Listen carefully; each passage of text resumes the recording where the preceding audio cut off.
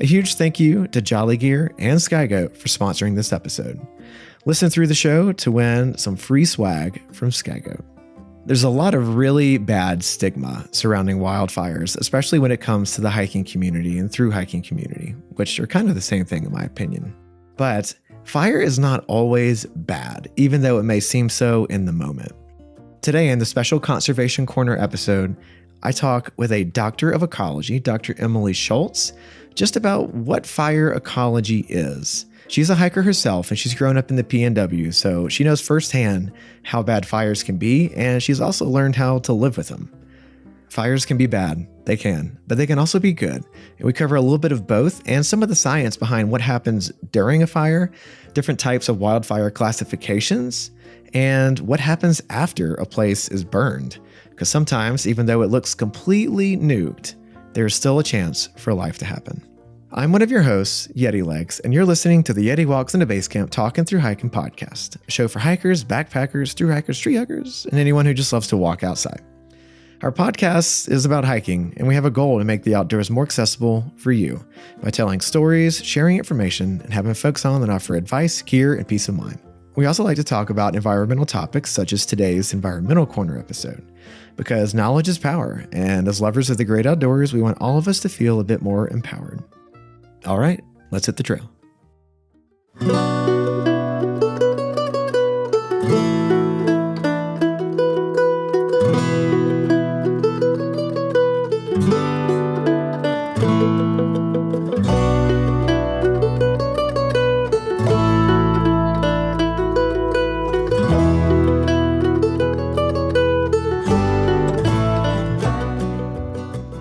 What's going on, Tramily, Trail Family? We've got an Environmental Corner episode for you here today. Today, we're going to talk about fire, probably one of the scariest things that any hiker has to think about when planning or actually being on their long distance hike, or even, like a short hike or a little weekend backpacking trip. Fires can totally alter the landscape. They can completely change your plans whenever it comes to your hike. And we got an expert here to talk about those fires, but not exactly like just what the fires do, but what happens kind of after a fire as well. So today we've got Dr. Emily Schultz. She is a professor of ecology at Colorado Mountain College and one of my professors whenever I was attending that college. So thanks, Dr. Schultz, for being here. We really appreciate it. It's my pleasure. Thanks for having me. Of course. Is it your pleasure or is it my pleasure? Is it our pleasure? Our, I hope. Our. Yeah. So you're a hiker yourself. You haven't done any long distance backpacking, but you've done a lot, and you've done some research which required some extended periods of time out in the field. And I always like to ask people who are on the show, like, what's your experience backpacking and being out in the natures? Yeah, so as you noted, a lot of my experience is from my research. I did grow up camping. I was in Girl Scouts as a kid. My mom was my troop leader. Did some shorter backpacking trips when I was younger. But a lot of my longer trips, which were more long in terms of time than distance, have been for research. Some of the research I've done has been in very high elevation areas that are hard to access. So really, you have to backpack in there, set up your base camp, and then do the day hikes out of there to collect the data. So a lot of the backpacking I've done has been in the Yellowstone area, back when I worked as a research technician before going to grad school. And then when I was in grad school, I spent a lot of time in the Elkhorn Mountains in Eastern Oregon. So I would do trips that maybe lasted 3 to 7 days, depending on what I was working on. Just taking these trips into the Elkhorn Mountains to collect data on whitebark pine. Very cool. Whitebark pine, that has an interesting little life history because it's got a pretty close relationship with a special bird. Do you want to talk about that for all the ornithologists out there? Absolutely. So the Clark's nutcracker is this special bird, and this is an obligate mutualism for the whitebark pine, meaning that the whitebark pine needs to have this relationship with the Clark's nutcracker in order to survive well. And the reason for that is that the whitebark pine cones are very hard and closed up. I can tell you this from personal experience because I collected cones to extract the seeds and grow seedlings, and I would have to pound these things with a hammer and pry out the seeds with a screwdriver to get them out. So in nature, the way that these seeds get dispersed is that the Clark's nutcracker will come and crack open these cones, peck at them with their hard little beaks, get the seeds out, and then they will cache the seeds to eat over winter. But the seeds that don't get eaten can then germinate to produce new trees. So the whitebark pine needs the bird to open the cone and then disperse the seeds to these new areas. And since we're talking about fire, that is actually one thing that can make whitebark pine a good colonizer after fires, is often these Clark nutcrackers will preferentially cache the seeds in areas that have burned recently. So they get dispersed to these burned areas, and then the whitebark pine are often one of the first trees that will come up in these burned areas at high elevations. Do the nutcrackers choose the burned areas because the soil is looser, so it's easier to bury? That would be a good guess. I don't know for sure, but that makes sense to me. Huh. So you're saying that the Clark's nutcracker's beak is as strong as a hammer and a screwdriver. It must be. That is crazy. So on the topic of fires here, I'm thinking about whenever Marie and I, or Basecamp and I, did the PCT in 2022. We had a timeline, right? But the biggest driving factor on us hiking and trying to hike quickly was, one, the snow season. We were trying to outpace it. But two, we wanted to stay in front of the fire season. And as you're hiking from Southern California up towards Washington, you get into bigger forests. And big forests mean more opportunity for fire. And we were super lucky. We didn't get caught by any fires, but we did have to go through burn zones. And we had to do a few reroutes here and there. There was a very long road walk in Oregon around a fire closure. But all that to say, when we got up to Washington, we were able to complete the hike. Super fortunate again, but there were hundreds and hundreds of people that were completely kicked off trail because there were fires in areas very close and even on the trail in some spots. So that altered their hike. And one thing that I've been talking about is how climate change is hike altering is what it is, be it drought, be it fire, be it severe weather events, things like that. But I think hikers are most afraid of fire. So it's demonized for sure, but fire can be good. So I would like to start the conversation on, like, what is fire and what kind of role does it play in our ecosystems?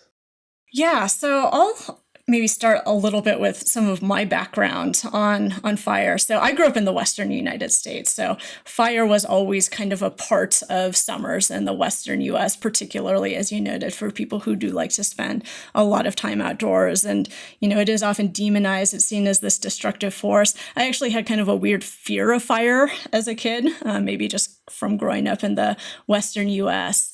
And I think the first time that I really thought about fire from more of an ecological standpoint was when my family visited Yellowstone when I was in fourth grade or so. All your listeners are now going to know how old I am. I was actually born in the same year as the big Yellowstone fires in 1988. So when I visited Yellowstone in fourth grade, that was still a really big topic of conversation there. It was a big part of their educational programming. So I got to hear a lot about these fires from the rangers and kind of why they made the decision to let those fires burn and kind of the ecological impacts of those fires. That was when I first learned the word serotinous, referring to cones like lodgepole cones that only open as a result of the heat of the fire. So there are a lot of these species that actually rely on fire in order to reproduce and persist. So in these Western forests, and the reason that people think about them so much in the West and grow up with them is that these fires are really a natural part of these ecosystems and are important for kind of maintaining them in the state we see them now. So one, I think, important term to be familiar with when you're thinking about fires and the role they play ecologically, but also how things might change in the future, is the term fire fire regime. So when we talk about fire regime, what we're typically referring to is how frequently you get fires in an area, so how many years you typically have between fires, and fire severity. And fire severity refers to the ecological impact of the fires. How strong is that impact? And is typically measured in terms of how much vegetation loss you have as a result of the fire and how much soil damage you have as a result of the fire. So these different forest types that we see in the western U.S., like ponderosa forests or lodgepole forests or these high elevation forests where you find whitebark pine, these different forests will have different natural fire regimes. And these different forests are adapted to that fire regime.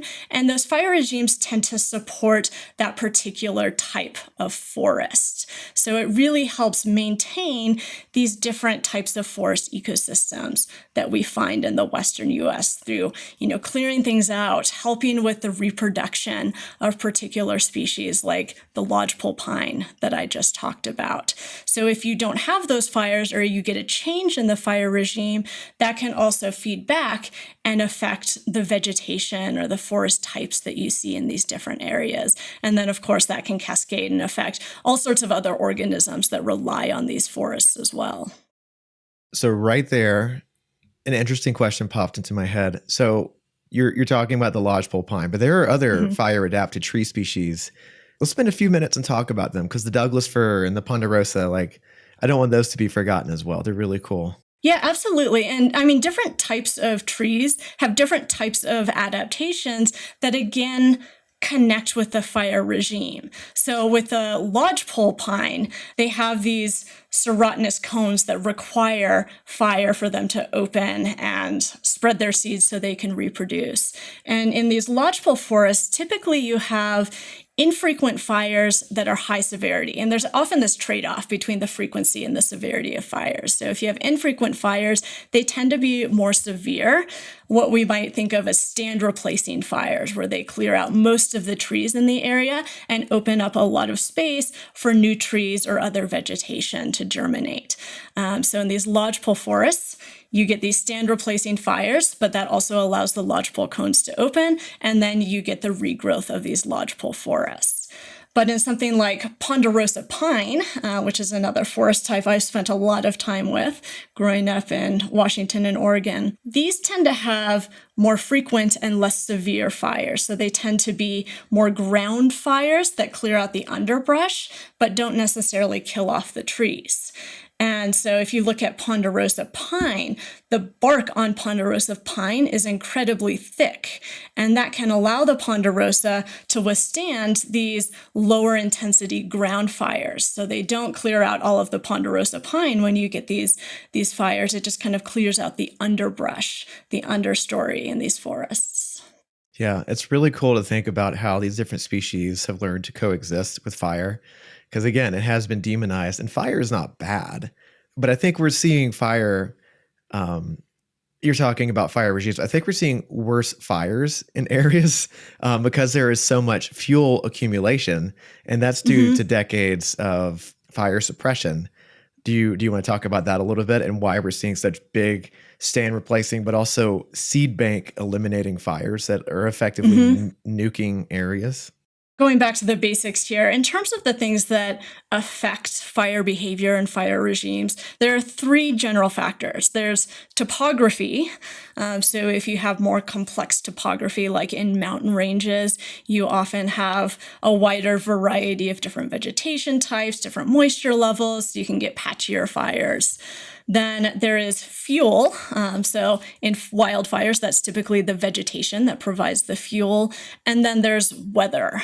So there's certain weather that can make fires more likely. So what you're talking about in terms of fire suppression is related to the second one, the fuel. So we have this history in the U.S., at least under kind of Western science forest management, of fire suppression.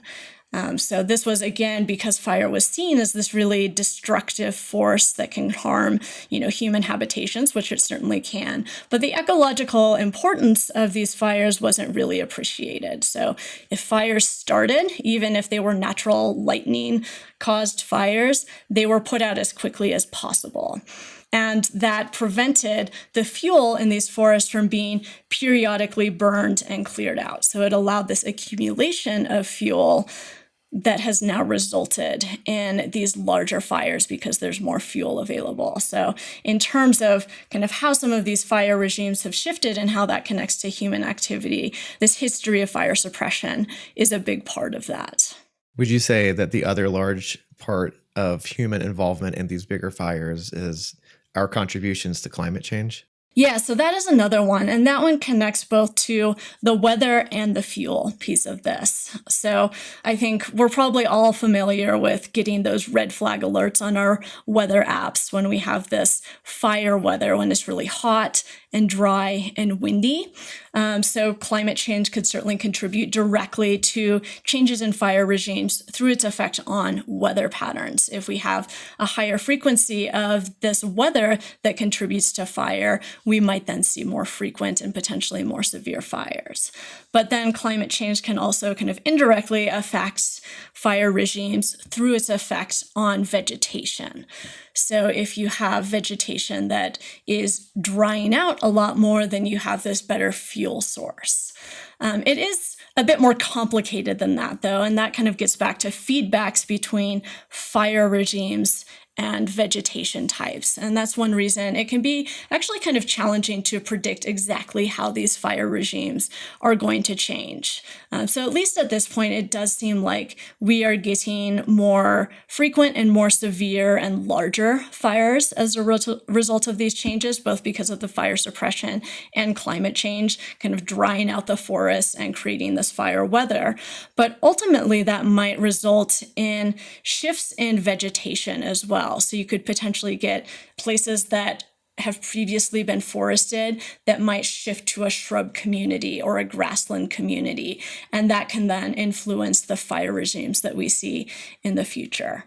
So yes, climate change is absolutely a part of that. But in terms of how that might affect fires in the future, at least in the long term, it is kind of a complicated story, as are most things in ecology. Almost everything in ecology is gray. There's very little black and white, right? Right, yeah. And you're talking about drought and more available fuels. And I'm thinking about how I'm already seeing fireweed in full bloom right now in July. And that typically doesn't bloom until, mid to late August. So as it senesces and dies off, that's going to create more available fuels, which, hopefully that doesn't cause an issue. But Colorado's hurting right now. We have the Aspen Acres, which is about 100,000 acres. There's the Willow Fire just south of Turquoise Lake by Leadville, which is already shut down about 32 miles of the CGT. It's rough. It's rough out there. It is rough out there. And, you mentioned fireweed blooming earlier. That is another important thing to think about, I think, especially if you're planning things like long hiking trips, is fire seasonality. And as another impact of climate change is that you are likely going to see earlier starts to the fire season. It's not going to wait until July or August necessarily. It's getting started early when you have earlier snow melts as a result of warmer temperatures and lower snowpack as well. You're kind of getting this extension of the fire season. I want to ask a question about that as well. You're talking about snowpack. Snowpack in the West is more preferential to rain. Would you mind explaining why? Yeah, so in terms of, precipitation and its effect on ecology and how that might be affected by climate change, it's not just about the amount of precipitation that you get, but also the type of precipitation and when it happens. So when you have more precipitation falling as snow, it's going to take a while, at least in a typical years of the past, it's going to take a while for that snow to melt and kind of move downstream to lower areas. So if you have a year of good snowpack, you get moisture that's available much later into the summer, which is often when you need that moisture most. When it's hotter, you need that additional input of moisture from the snowpack. Whereas if you get more precipitation as rain, it's not really going to persist in those high elevations as long. It's not going to be kind of this lasting source of moisture that lasts farther into the summer season. So you get more drying out in the summer, which can then lead to this higher risk of fire as well. And interestingly, one thing that is predicted as a result of climate change in the West is, not necessarily lower precipitation, at least not in all areas, but more precipitation in the form of rain rather than snow, as well as more extreme precipitation events. So longer periods of drought followed by periods of heavy rain rather than kind of more persistent lower levels of precipitation. When I've talked to other people in the realm of science, the ecologies, the biologies, they don't get angry or triggered when talking about climate change. And I think I've had to start adjusting my own perspective as well, because it is simply where we are. We can't change climate change. All we can do is try and mitigate the effects in the future, because we will continue to see the effects of carbon dioxide and other greenhouse gases, which are those things that promote climate change, for decades to come through our lifetime. But what we can do is try and make things better for the future. So I appreciate you coming into this with like a calm, scientific mindset when it comes to all this. Anything with the word goat in it automatically grabs my attention, but I'm also kind of partial to watching those fainting goat videos on YouTube. I first came across sky goat, not up in the clouds, but here in Colorado at a sustainability conference, and immediately became hooked with the cozy yet lightweight gear that Ram, its founder, comes up with. Sky Goat creates technically functional, comfortable, and yet stylish apparel built for adventure, travel, and everyday life. Made with custom goat grid recycled fleece fabric and thoughtful design, the gear delivers lightweight warmth, breathability, and all-day comfort wherever the outdoors takes you. I wear my camp hoodie on a near daily basis when it's cold outside. It's cozy, sexy, and it keeps the cold edge off when hiking or when out in the field.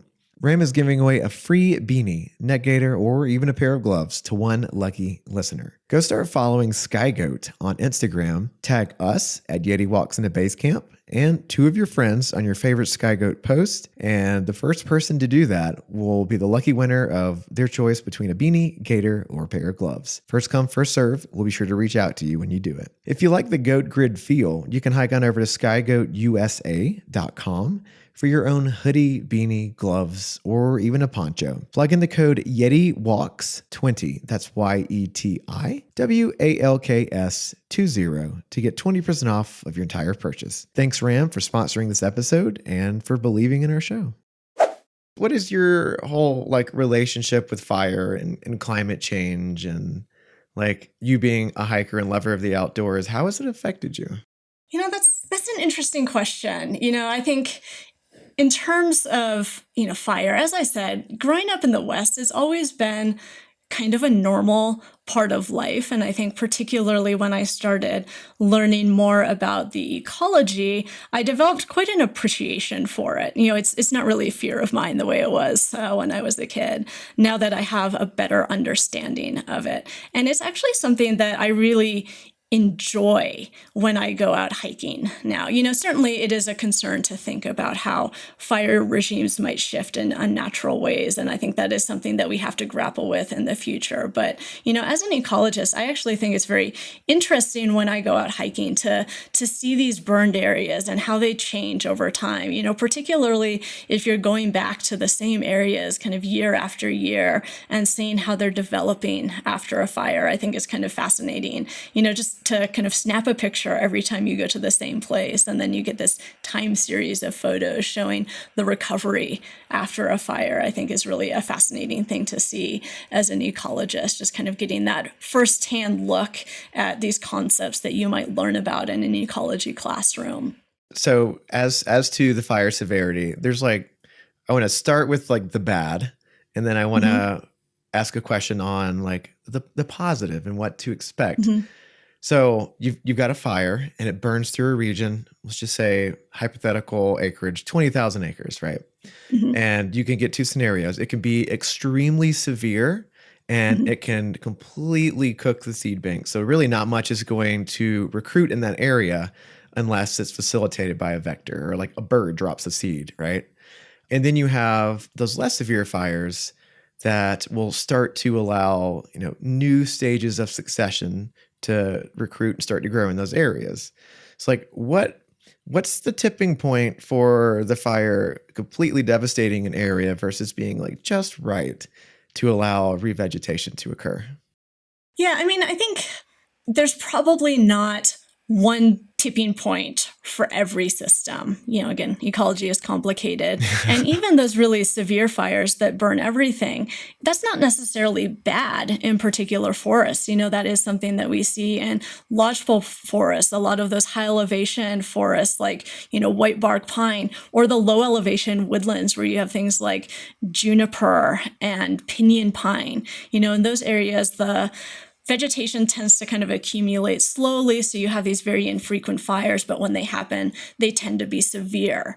And in those circumstances, again, these species are adapted to that type of fire regime, and they often rely on things like dispersal to get back to those areas. They do have those vectors. So in those systems, it's not really a concern as long as those fires aren't too frequent. You need the time for those species to be able to move back in and recover in between fires. So in that case, I think it's just kind of a matter of timing and not getting more frequent fires, which actually might be unlikely because if it continues to get hotter and drier, it might take even longer for vegetation to accumulate. I think the concern is more in these forests that are adapted to these higher frequency, low severity fires like the ponderosa pines. And in that case, if you start to get these more severe fires that do start to kill the adult trees, at least in high numbers, that's probably where it becomes problematic and might be a case where you start to see some of these shifts to different vegetation types potentially, which we might not necessarily want. Other vegetation types aren't inherently bad, but we don't want to lose any of the forest types that we currently have.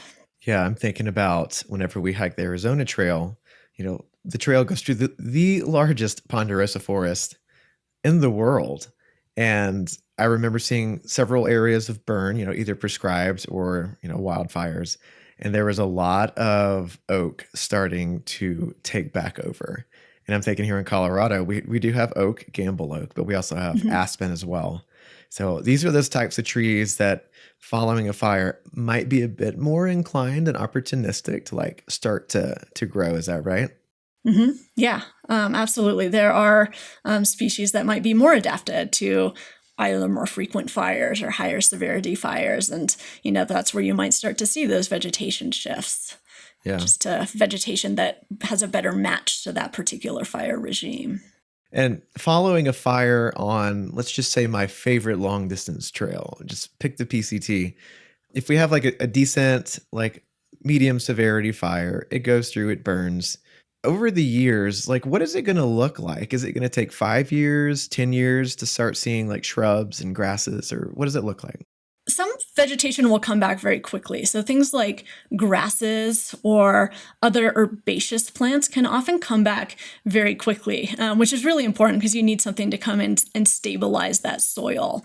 But shrubs and trees, they might take a little longer, depending on the forest type and whether you have a seed bank or you need dispersal. That could affect how quickly they come up. If you have that seed bank ready to go, you might at least get the small shrubs and trees germinating pretty quickly. If you need dispersal from elsewhere, it might take a little longer. So you would start to get the little ones probably within the first couple of years. But of course, they're trees, they grow more slowly. So it's going to take quite a while for them to get back to kind of the mature forest stage. That's something that will probably take decades in most types of forests. Okay. So to get like human height trees to start creating shade in those areas, it'd take quite a while. Gotcha. It would take quite a while. Yeah. Okay. I was just thinking about taking our kiddo on some of these areas that we really love that have been burned. Like, what would it look like whenever we take him out when he's 10 years old? That'd be, 14 years after we did it. So I was just curious. The Jolly Gear motto is where fun meets functional, and the owner Jolly truly wears that motto on his sleeve. Blending the comfort of a button-down with the sun protection of a sun shirt, Jolly Gear creates tops and dresses from an 84% polyester, 16% spandex blend that dries quickly and offers antimicrobial properties. With color patterns like Disco Leopard, Kaleidoscope, Pool Party, and Trail Madness, you can expect only the most epic of double takes when walking by hikers on a trail with your Jolly Gear on. When we hiked the PCT in 2022, we made it to Burney Falls only to have our sun shirts literally dissolving on our bodies. We reached out to Jolly Gear and he, free of charge, expedited 2 matching Casa orange sun shirts to us in Redding, California. We finished the trail in those shirts and still have them to this day. Marie especially loved the ponytail hole in the back of the hood that allowed for sun protection without discomfort when she wanted to stick a bun or a ponytail through it. You can snag 15% off of your order at jollygear.com by using the code YETI at checkout. That's YETI at checkout to get 15% off of your entire purchase at jollygear.com. Crafted by a thru hiker for anyone who loves to go for a walk outside, check out jollygear.com to outfit your next hike with some high personality sun protection where fun meets functional. Thank you, Jolly, for sponsoring this episode and this podcast. Fire is an interesting animal because it's super devastating in the moment whenever you're on the trails. But when you step back out of your own experience to look at it from an ecological level, it's important. And it's been important since time immemorial because indigenous peoples, they used fires not only to drive out game whenever they were hunting, but also as like a form of forest management. How familiar are you with TEK and indigenous use of fire? Because I feel like that's kind of a cool thing to discuss. It is a cool thing. I don't know a ton about it. I know that Indigenous communities have used it as a management tool for a long time. And I think in that sense, you could think of some human-caused fires as being kind of a natural part of these ecosystems. And, as you said, there are different ways that they used fire. And some of it was for promoting the growth of particular species too. So if there are particular species that do well, if you get fires every 10 years, then they might burn every 10 years to promote the growth of those species that they might use for food or other cultural practices. So I think it is interesting to look at a lot of those practices. And I think a lot of people are doing this in terms of thinking about how we can change the way we manage forests to make them more resilient. We talked earlier about the problem of fire suppression and how that is now coming back to bite us. It's, leading to these more severe fires because of this buildup of fuel. So thinking about how we could use fire as a tool to manage these forests, I think can be important for preventing some of these potential future problems that have resulted from both past management and future climate change that we might see. So I think there are certainly a lot of lessons to be learned there. Yeah, and I've had to come to grips with this as well because I hate it whenever I see adult trees being cut down. But thinning of forests is a viable management tool to use when trying to mitigate these big bad fires, and so, and along with fuels reduction, which here in Colorado and in a lot of these western states, we get cold winters, we get snowfall, so that is typically when you would see prescribed burns in areas or burn pile being burned. So they'll accumulate all these fuels in the summer, which horrible idea to ignite them in the summer because fire season, but they do it in the winter. So these are all like good management tools. So when you see these things happening, and whenever I moved here 6 years ago, my gut reaction was, why are you touching the forest? They're beautiful. Like, don't cut down those trees. But now I'm kind of understanding a bit more that it's kind of necessary because we've backed ourselves into a corner where we have to do a bit more, active and proactive management if we don't want to continue to see these huge fires blowing up. Yeah, for sure. I think if you're not willing to let fires burn, which in some cases maybe you are. I mean, the Yellowstone fires were a good example of that, where they chose to let them burn, and they could do that because it was a national park and not, a highly habitated area. But if you are not in an area where you can let these fires burn with their natural regime, you have to think about how you can manage these forests to try to mimic what might be a natural fire regime as an alternative. So that can help maintain these ecosystems and prevent these unusual fire regimes that we have seen as a result of some of these decisions we've made in the past. And so you mentioned both thinning and prescribed burns. Those are the two main management strategies that a lot of agencies use to try to do that. So thinning is kind of the same idea as a fire in a lot of ways. You're clearing out some of the fuel that could lead to these higher severity fires in the future. And then, of course, a prescribed burn is just a controlled way to kind of mimic these natural forests. And I think both can be effective. I think from what I've seen, often thinning on its own is less effective than using prescribed burns or using some combination of thinning and prescribed burns. But of course, prescribed burns can be more risky because they could potentially get out of control if they're not used under the right conditions. Which is what happened with the Northern Grand Canyon fire last year. Mm-hmm. Yeah. Yeah. Lightning strike turned into a prescribed burn, got out of control, burned a lot. I would like to emphasize that no one is out there raking the forests, which is a popular phrase being used for wildfire management. Folks are out there thinning, they're creating burn piles, they're doing prescribed burns. And another good thing that prescribed burns do is they reduce laddering effect. So the lower dead limbs that you'll see on some trees that would otherwise allow a fire to climb up the tree and burn the canopy. Those prescribed burns are like cutting that stuff back so it can't otherwise climb up, which is cool. Yeah. As far as a person's hike goes, say this person is on a 6-month hike and they've planned for years and this fire is completely altering their hike and maybe even stopping them from being able to continue it.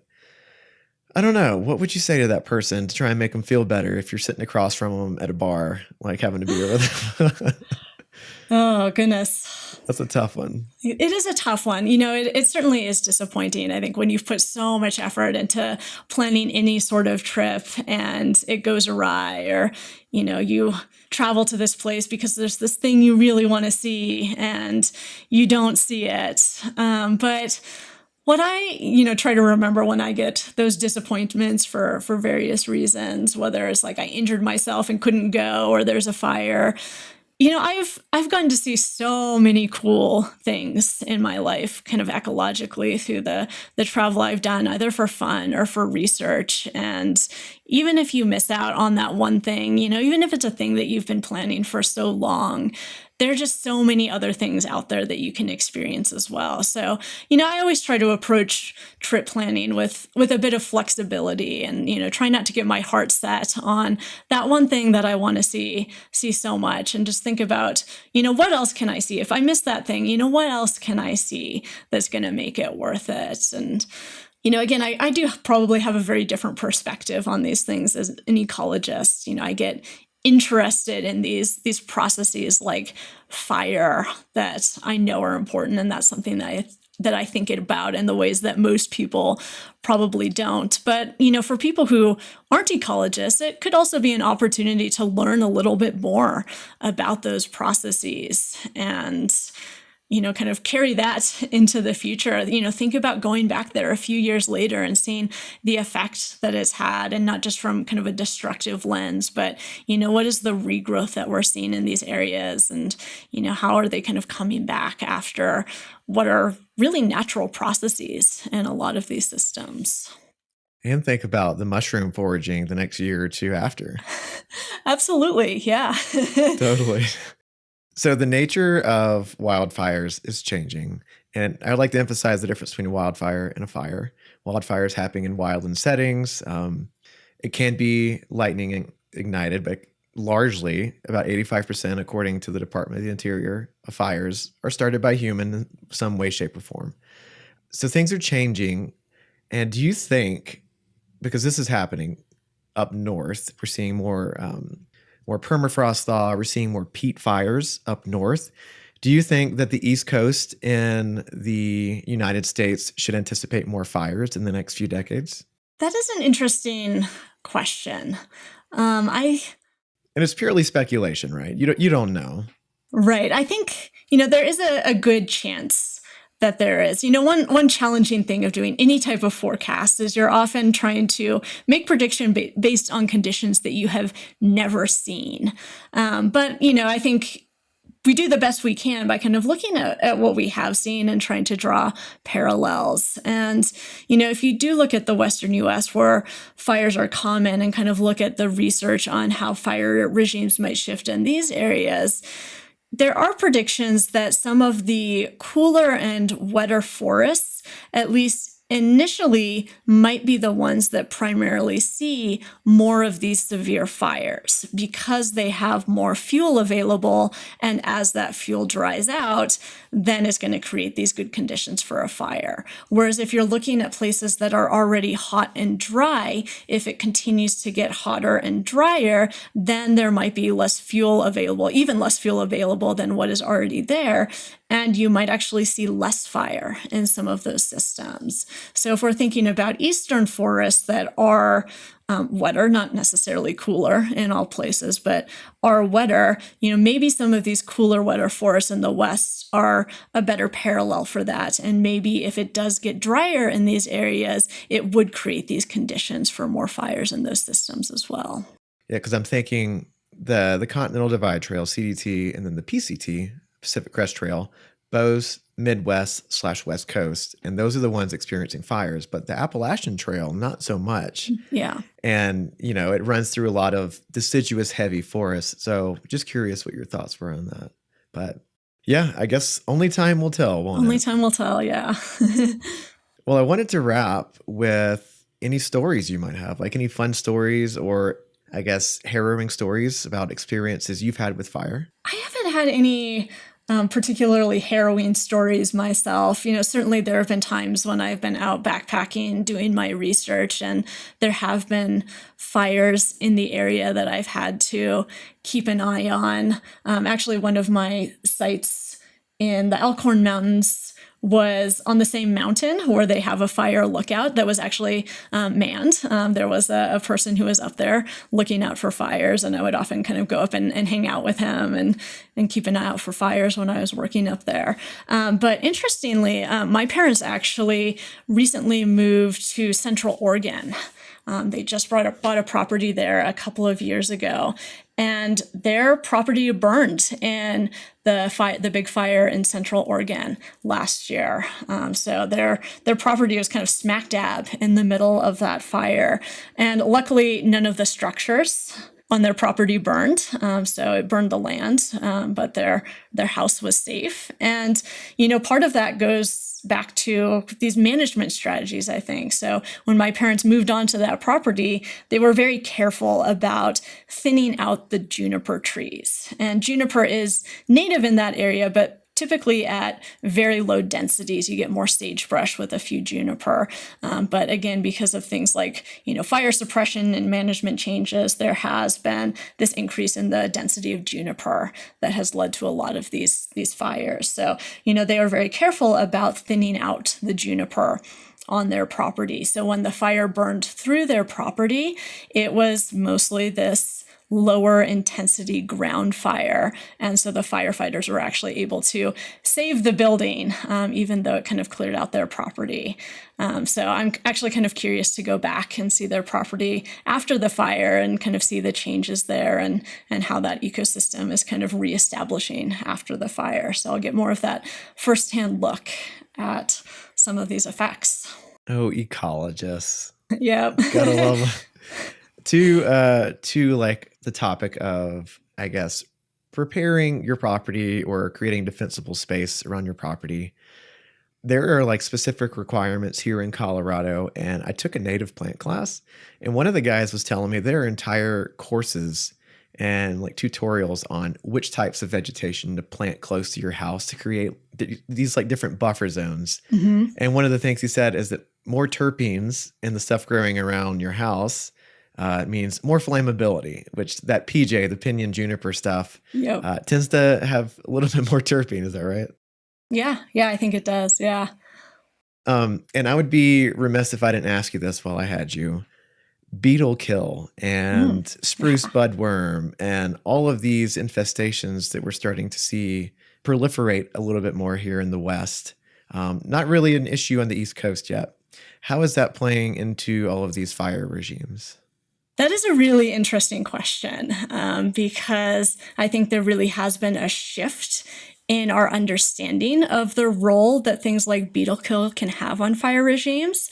So for a long time, people thought that because of this increase in dead fuel as a result of beetle kill, that would lead to an increase in fire risk. And you still see a lot of that information out there. In fact, I was just up at State Forest State Park the other day, and there was an informational sign there that talked about that very thing, how this increase in beetle kill can lead to an increase in fire risk. And intuitively, it kind of makes sense. If you have this dead fuel, it dries out, it's going to create this good fuel for fires. But recent research has actually shown the opposite, that this beetle kill can actually reduce the risk of fire. And it gets back to a bit more nuance in the fuel issue here. So if you're thinking about these high severity fires, they're typically going to be crown fires, fires that get up into the crowns of the trees and burn the whole trees.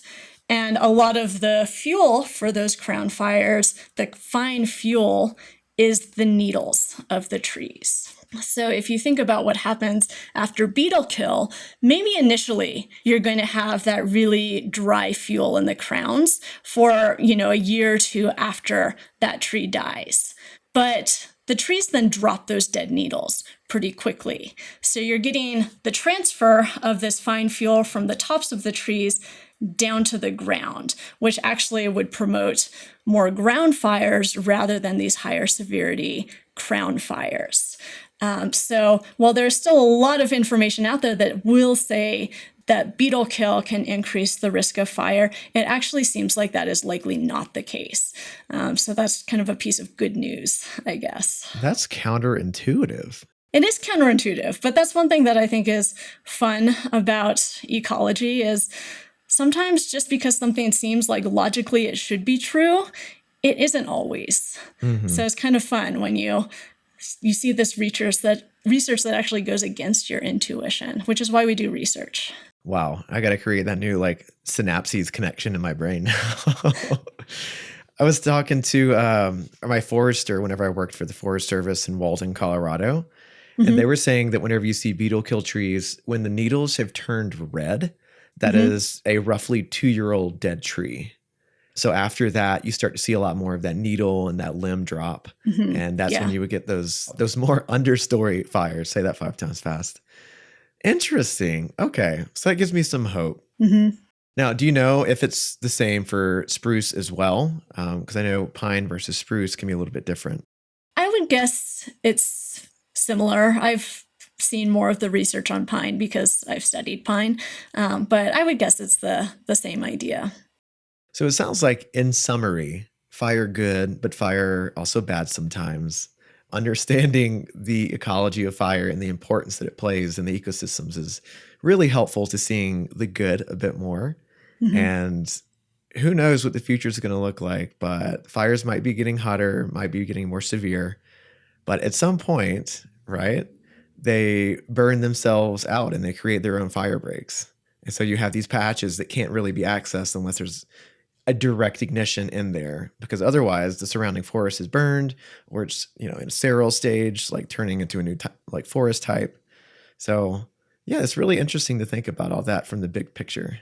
Yeah, absolutely. It's not all bad news. Yeah. There's the potential for things to kind of rebalance out, especially if we move away from this fire suppression strategy and try to think about how we can use fire or thinning as a tool to mimic these natural fire regimes and kind of maintain these healthier ecosystems that will be more resilient to those future changes. Your husband, Ian, also a professor of ecology, is obsessed with moose. I'm going to let the world know that. Does fire affect moose? I'm asking for a friend, for Ian.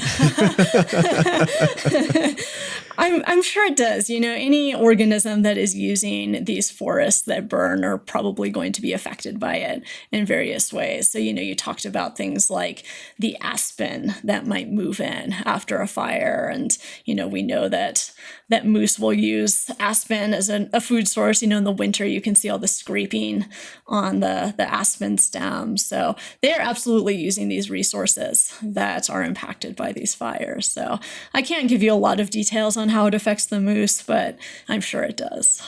I'm sure it affects their morale. Yeah, probably. If moose have morale, to anthropomorphize everything. Well, thank you, Dr. Schultz. It's been really informative and kind of, uplifting to hear a bit more about fire, and that it's not all so bad, right? It's not all so bad. Yeah. So for all you long distance hikers out there listening, I'm sorry if a fire has affected you negatively, but there is good.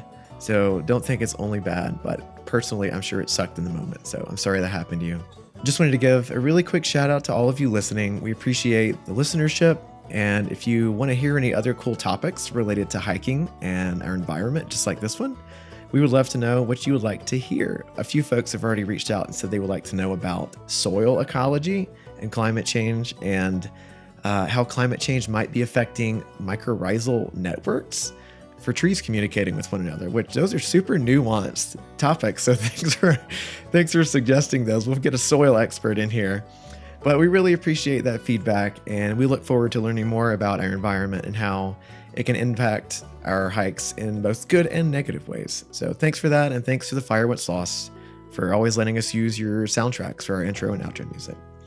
Whether you're out in Oregon, like Emily, hiking the backwoods, or you're doing your research with a bunch of white bark pine, or you're just on a little dog walk in your backyard, it really doesn't matter, because at the end of the day, we're all just outside walking.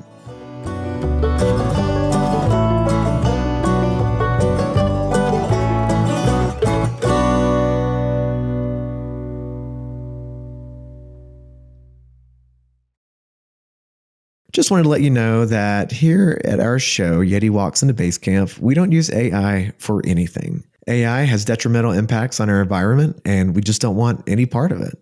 So just know that when you're listening to our episodes, each one is hand edited by our team with talent and integrity. Thanks for listening.